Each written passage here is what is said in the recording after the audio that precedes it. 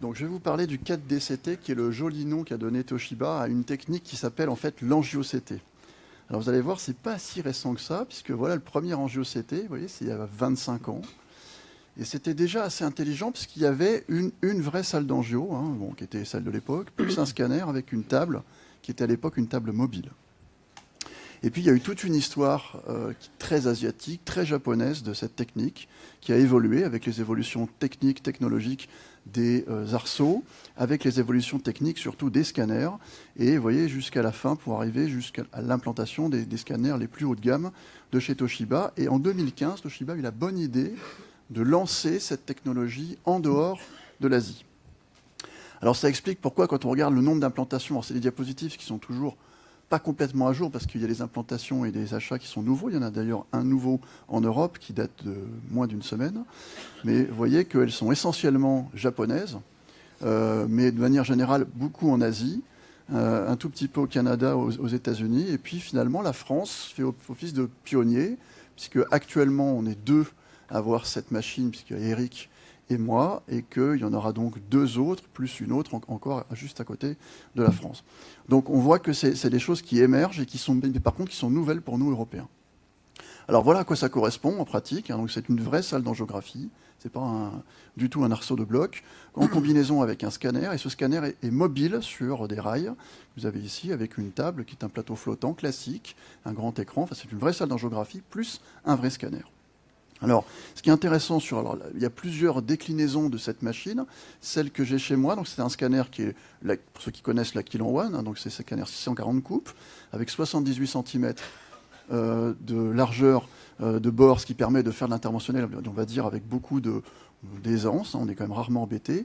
Bien sûr, et on va en reparler, il y a tous les systèmes de reconstruction itérative qui sont inclus parce qu'il va falloir limiter la dose qu'on délivre aux patients, on va en reparler. Et surtout, il y a cette fameuse fonction qui m'a beaucoup intéressé, qui est cette exploration de 16 cm en une seule rotation. Et vous savez que le foie, hein, la flèche hépatique est globalement de 15 à 16 cm lorsqu'il est à peu près normal. Donc on peut imager l'ensemble du foie avec une seule rotation, ce qui a énormément d'applications. Alors l'objectif ici, c'est de vous donner aussi des éléments qui pourraient vous intéresser si vous, demain, vous vouliez implanter une machine comme ça. Ça, c'est les plans de chez moi. Donc, on est implanté au bloc opératoire. Vous avez ici donc la salle d'interventionnel qui est au milieu des autres blocs chirurgicaux. Vous voyez qu'elle ne fait que 50 mètres carrés, mais ça suffit largement. On aurait plus, on serait content, mais avec 50 mètres carrés, on ne se marche pas dessus. Ça va très bien avec la salle de contrôle qui est juste à côté. Et voilà comment on est installé vu du dessus. Ce qui est important, c'est qu'il faut mettre une place aux anesthésistes. Et il faut plutôt les mettre, à mon sens, au pied du patient, parce que vous allez avoir évidemment tous les câbles de ventilation, de perfusion, etc., qui vont courir le long de la table et qui vont permettre au statif du scanner de se déplacer sans être gêné par ces câbles. Donc il y a toute une organisation, évidemment, à prévoir avec un circuit pour l'implanter correctement et pas être gêné au quotidien.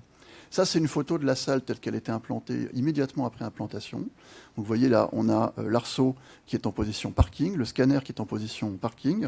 Ici, vous avez au contraire les deux qui fonctionnent en même temps, l'un à côté de l'autre. Donc, vous pouvez passer de l'un à l'autre de manière extrêmement rapide. Ici, c'est une autre vue, et puis une troisième vue depuis la salle de contrôle, avec un élément qui est intéressant, c'est que vous avez des écrans qui sont très grands, qui font 30 pouces, qui résument l'équivalent de 4 écrans. Quand on est allé au Japon voir ça avec Eric, c'était un Airbus, hein, la salle de contrôle, il y avait des écrans partout. Ça, c'est pas très gênant. Ce qui est très gênant, c'est qu'il y avait autant de souris et de claviers que d'écrans. Et là, ça devient très compliqué. Donc là, vous voyez qu'on a des choses qui sont beaucoup plus logeables et qui passent dans nos salles de contrôle. Alors, autre élément, je voulais vous donner des données économiques, parce que je pense que c'est important quand on parle de salles comme ça, qui ont un coût, évidemment, qui est assez élevé, de voir comment on peut pratiquement tous, je pense, accéder à ce type de salle. Alors, je vous donne l'exemple montpelliérain, dont vous pouvez vous servir, bien entendu. Pour résumer, pour bien comprendre, on a une salle on a le service qui est situé ici, ça c'est l'hôpital Saint-Éloi, avec un scanner ici, et on a le bloc opératoire au milieu duquel on avait une salle d'angiographie classique d'un autre constructeur. Et pour faire les procédures d'ablation hépatique complexes, celles pour lesquelles on a besoin parfois de faire un tatouage au lipiodol, parfois d'utiliser l'échographie, le scanner, de clamper des veines, des choses comme ça, on a besoin d'une salle un peu multimodale. Et donc on le faisait sur notre scanner diagnostic, parce que c'était le seul disponible.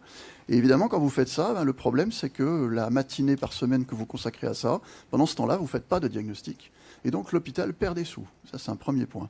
Ensuite, vous êtes obligé de faire venir les anesthésistes au scanner avec vous, c'est-à-dire loin de l'endroit où ils sont, qui est le bloc opératoire. Et ça, c'est pas du tout une optimisation des ressources, parce que là, vous avez un anesthésiste pour une salle, là où au bloc, vous avez un anesthésiste pour 2 salles. Et puis enfin, quand ce que vous faites, ça marche et qu'il y a de plus en plus de patients à traiter, à un moment donné, vous ne pouvez plus augmenter le recrutement parce que vous avez consacré une demi-journée par semaine. Vous ne pouvez pas en mettre 2, sinon vous ne faites plus de scanner diagnostic et la boucle s'aggrave.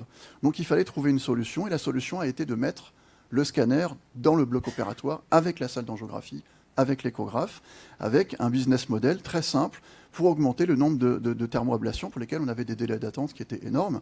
Et vous voyez qu'en changeant notre business model, on arrive à quelque chose qui est positif pour l'hôpital.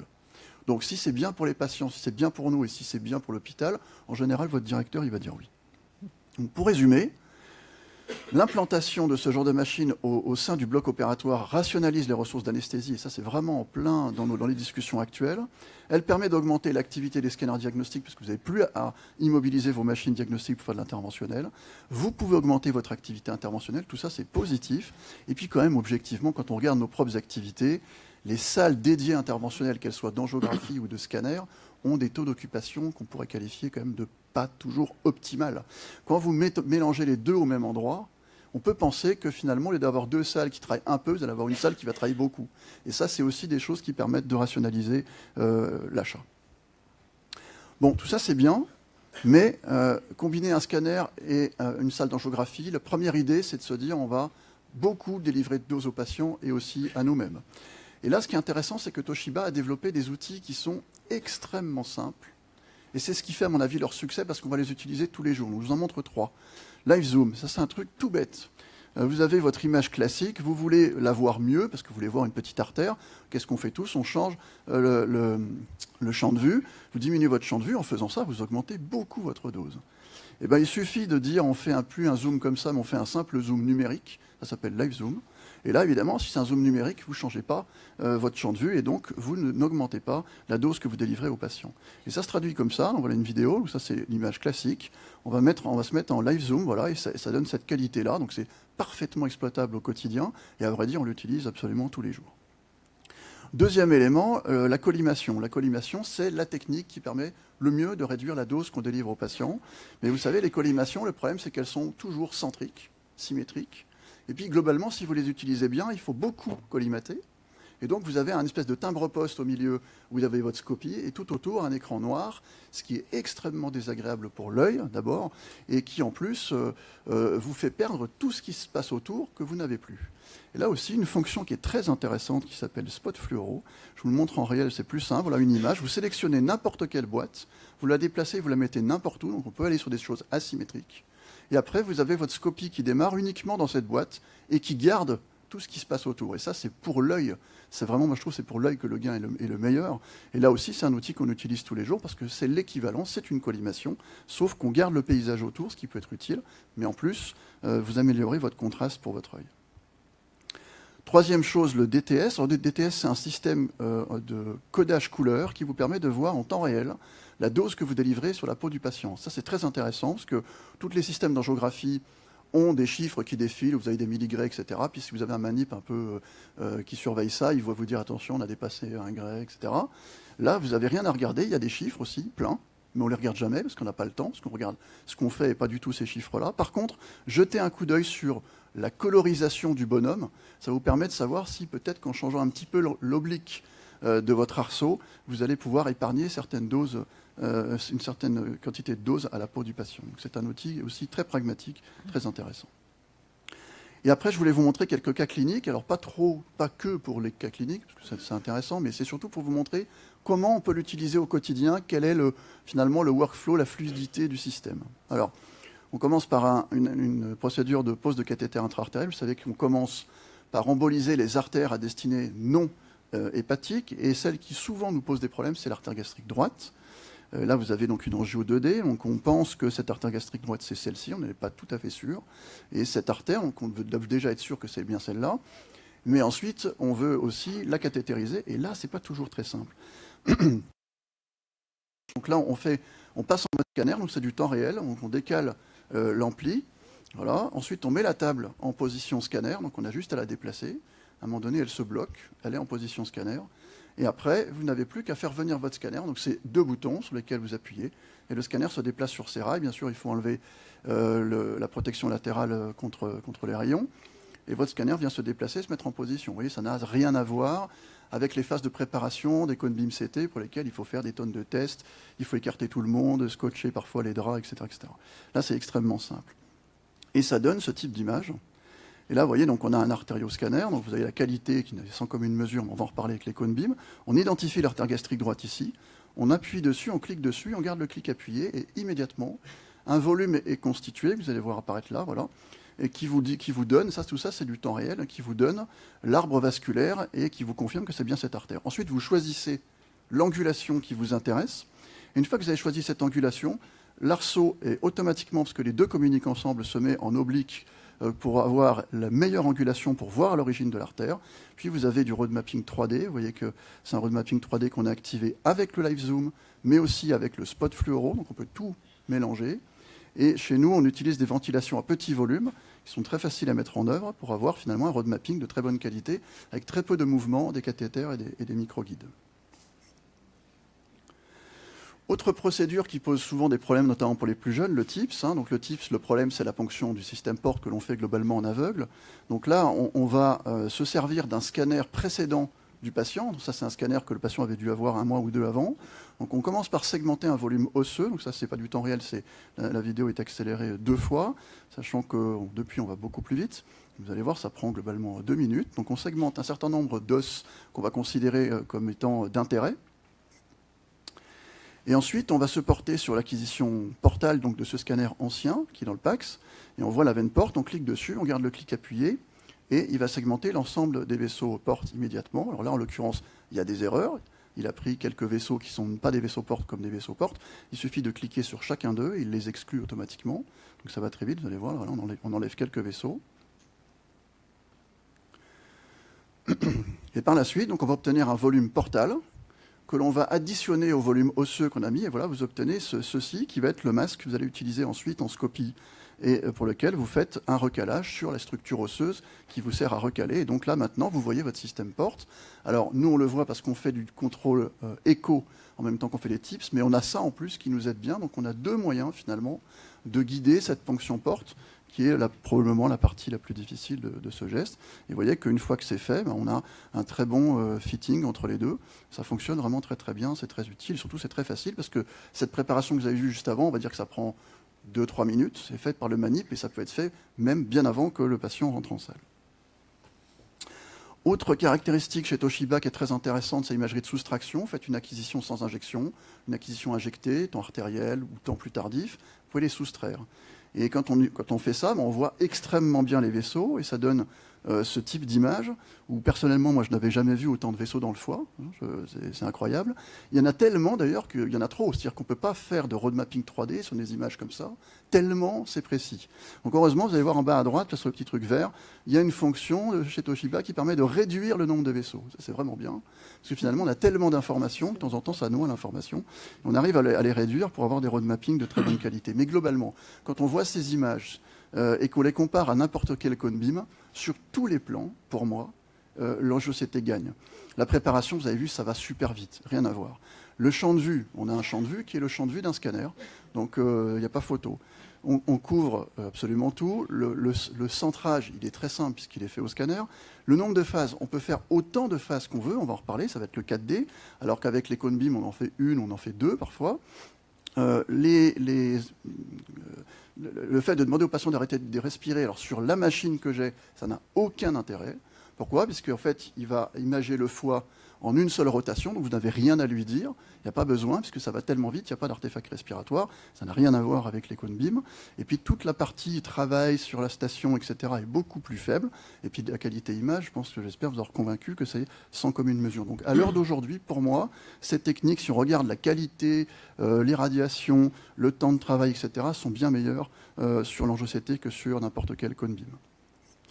Intéressant aussi, cet outil, donc le 4DCT, permet d'aider les plus jeunes dans des procédures qui peuvent être considérées comme complexes. Ça, c'est le premier cas d'embolisation portale d'une de mes PH qui est dans la salle d'ailleurs, qui donc a mis son cathéter dans le système porte. voilà, et qui va faire donc un porto au scanner. Donc voilà, on obtient ce volume. Vous voyez la qualité image. Hein. Vous choisissez une angulation où on voit très bien la branche portale gauche pour bien la dégager. Et puis après, vous avez une position automatique de l'arceau, voilà, qui se met dans la position qu'il faut pour voir cet arbre portal.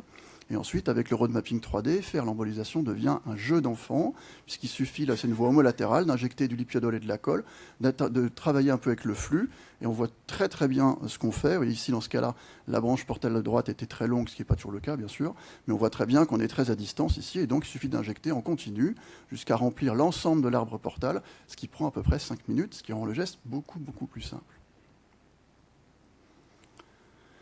Un autre cas qui est très intéressant, c'est les thermoablations un peu compliquées. Alors ça, c'est un patient qui avait 2 nodules de CHC, donc 2 nodules du dôme, un nodule ici qui est l'extrême dôme, mais qu'on voit en échographie, et ce nodule que lui, on ne voit pas en échographie, mais qui est aussi un nodule de CHC. Donc pour le traiter, on commence, puisqu'on voit en échographie, on commence par mettre 2 aiguilles de radiofréquence dans ce nodule qui est celui de l'extrême dôme et qu'on voit relativement bien. On met les 2 aiguilles.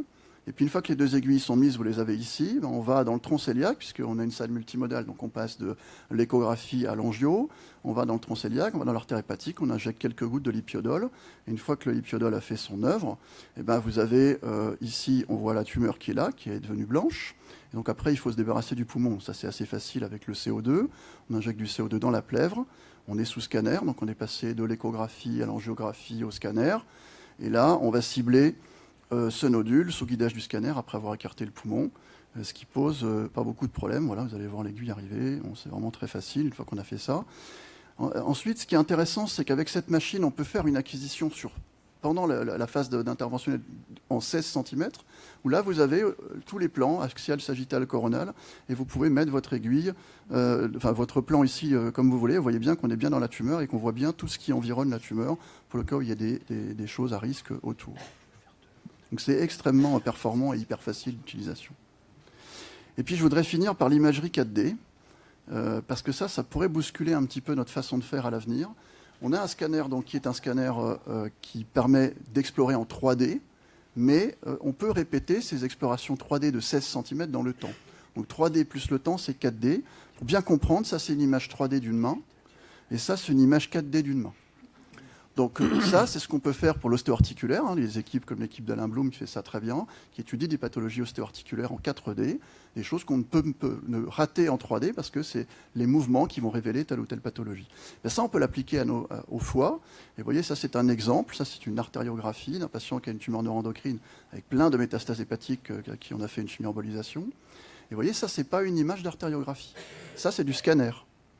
C'est du scanner, une acquisition 4D et qu'on a simplement reconstruit en MIP coronal coupe épaisse. Donc en fait, c'est même une version hyper dégradée des informations qu'on a. Ça veut dire qu'avec cette technologie, on peut envisager à l'avenir faire de l'interventionnel hépatique sans arceau d'angio. Donc ça, c'est très intéressant. Mais ce qui est vraiment intéressant, c'est qu'on a acquis toutes les données pendant cette phase d'acquisition. Et ces données, vous pouvez les exploiter comme vous voulez, les reformater en volume rendering, en MIP, des coupes fines, des coupes épaisses. Vous pouvez regarder absolument tout ce que vous voulez, étudier tout ce que vous voulez. Vous pouvez le faire parce que vous avez tout acquis. Donc c'est très très intéressant. Vous voyez que ça se fait au prix d'une irradiation qui me semble tout à fait acceptable, sachant qu'en plus cette acquisition a été faite au début de notre expérience. On a 19 secondes d'acquisition, je pense que c'est beaucoup trop long. On est au maximum de la résolution temporelle, ça fait quand même 18 000 images. En termes d'optimisation des doses délivrées, on peut faire beaucoup mieux, mais quoi qu'il en soit, on reste quand même sur des chiffres qui sont extrêmement acceptables. Le problème, c'est que c'est bien tout ça, mais est-ce que vraiment, c'est pas juste pour faire des belles images? J'ai un exemple pour vous montrer que ce n'est pas le cas. Il est intéressant, et ce sera le dernier exemple. Voilà, ça c'est un patient assez jeune qui fait une pancréatite aiguë, et puis dans les suites de sa pancréatite aiguë, qui développe un faux anévrisme, vous avez ici, qui est pas loin des vaisseaux mésentériques, on voit en Doppler là. Et on se dit quand même que ce serait bien de l'emboliser parce que ça va finir un peu mal sinon. Alors on fait une artériographie classique dans l'artère mésentérique supérieure. Vous voyez, on voit l'anévrisme ici se remplir. La question, c'est est-ce que vous voyez l'artère qui saigne? Je vous laisse quelques instants. C'est pas très facile. C'est toujours, d'ailleurs, c'est jamais très facile dans le territoire mésentérique supérieur. Donc là, on a une idée qui est de dire, on va faire une acquisition 4D. Donc on fait une acquisition 4D, c'est-à-dire des acquisitions 3D sur 16 cm qui se répètent dans le temps. J'en prends une au hasard, je regarde. Donc c'est un ensemble de coupes de scanner. Je vois mon anévrisme, je suis très content. Et là maintenant, on cherche l'artère porteuse. On ne la trouve pas. Bon, et donc c'est un peu embêtant. On regarde le temps que tout reconstruise, parce que 18 000 images, c'est un petit peu de temps de reconstruction. Et on regarde les vidéos. Alors c'est très joli, mais c'est très informatif en l'occurrence. Si vous regardez bien, vous allez voir ici, vous avez un jet là. Si vous regardez bien, le jet, vous l'avez là. Et je vous les photographie ici, ça c'est une image tirée de cette vidéo. Là, vous avez un jet. Donc on comprend très bien que si on fait une acquisition au moment où il n'y a pas le jet, ben on ne voit pas l'artère responsable. Donc puisqu'on l'a sur la vidéo, c'est qu'à un moment donné, on a fait l'acquisition au bon moment. Donc on cherche cette acquisition dans la pile d'acquisition qu'on a faite. On en trouve une, on regarde. Et là, vous allez voir, on va retrouver notre anévrisme. Et puis en changeant les fenêtres, on voit le jet. Et donc si on voit le jet, on voit l'artère porteuse. Et si on voit l'artère porteuse, ben, on peut la désigner. Donc on va mettre une petite croix dessus. Voilà, c'est ici qu'il faut emboliser. Et une fois qu'on sait ça, eh ben on a le volume 3D immédiat. Il suffit de choisir l'angulation la plus adaptée pour faire notre cathétérisme pour arriver à cet endroit-là. Donc on choisit la bonne angulation. Une fois qu'on a choisi la bonne angulation, on passe en road mapping 3D et on va cathétériser cette artère. Vous voyez que là, on n'est pas dans la bonne, mais on est dans celle-ci, on est ici. Mais à aucun moment, on ne voit le saignement. Aucun moment. Comme c'est le cas très souvent quand on embolise des choses qui saignent. On ne voit pas saigner. En fait, c'est parce que parfois ça ne saigne plus, c'est parce que parfois ça saigne de temps en temps. Et là, on ne voit pas. Mais pourtant, on a notre point qui est ici, et on se dit, je crois que mon road mapping, il est bien, et je crois que je vais lui faire confiance. Donc finalement, on a coilé autour de ce point, on a fait un sandwich autour de ce point sans jamais voir la fuite. Et ce qui est intéressant, c'est qu'immédiatement après, on a refait une acquisition 4D, vous avez les coils ici, vous voyez qu'on ne voit plus l'anévrisme, et surtout on a fait un Doppler immédiatement après, vous voyez que l'anévrisme est thrombosé instantanément. Donc là on a vraiment l'exemple d'une acquisition 4D qui peut-être qu'on y serait arrivé autrement en cathétérisant tout, en passant des heures, etc. Mais là on est allé hyper vite finalement, et on sait exactement où il faut aller, et on utilise la technologie au mieux de ses capacités. Je pense que ça va changer beaucoup notre pratique dans le futur.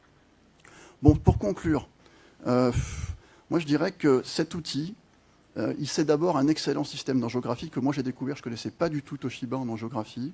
Je connais tous les autres maintenant. Et je dois dire que celui-là, il est très très facile d'utilisation. Et ça, c'est vraiment agréable au quotidien. Et il est fait de nombreux outils. Je vous en ai montré quelques-uns qui sont vraiment bien pensés et vraiment faciles. Et qui sont à la fois basiques et puis pour certains très très experts. Donc vraiment un système d'angio qui est de très bonne qualité. Ensuite, j'ai mis un scanner exceptionnel au sens où il n'y a pas d'équivalent sur le marché. Et notamment, il explore ces 16 cm de manière très très rapide. Et ça donne des images qui sont sans commune mesure avec les Cone Beam, en tout cas à l'heure d'aujourd'hui. L'autre élément, c'est que ce n'est pas seulement un scanner et une salle d'angio, c'est quelque chose d'autre qu'on appelle l'angio-CT, puisqu'il y a une communication entre les deux outils. Et ça donne à ce système une puissance qui est assez intéressante et qui ouvre beaucoup de perspectives. L'irradiation est très faible, je n'ai pas eu le temps de vous montrer, on a fait une étude comparative sur les chimie-embolisations avec les systèmes précédents et avec celui-ci, y compris avec le système précédent dernier modèle, et on est à des doses qui sont 30 à 40% plus faibles en incluant les scanners qu'on fait. Donc cette idée que de rajouter un scanner, on va irradier tout le monde, etc., est une idée fausse. Et c'est probablement du fait des outils pour l'angio et du fait des algorithmes de reconstruction itérative et des possibilités d'acquisition simplement en faisant un tour et sans faire d'hélice qui permettent d'avoir des chiffres d'irradiation qui sont très très faibles. Pour la radiologie interventionnelle hépatique, je crois que c'est très utile pour les plus jeunes. Ici, chez nous, tout le monde l'a adopté. C'est tellement facile à utiliser que c'est dommage de s'en priver. Et que pour les plus âgés ou pour les plus expérimentés, ça devient absolument obligatoire. Quand on a un jour de maintenance, on est fou. Revenir sur des salles ou sur des amplis de blocs, des choses comme ça, c'est terrible. Donc c'est vraiment très utile d'avoir l'échographie, l'angiographie, le scanner, tout ça dans la même salle. Et je pense enfin que le 4D, c'est quelque chose qui va sûrement changer nos pratiques à l'avenir. Ce n'est que le début, mais je pense que ça va être intéressant. Merci à tous.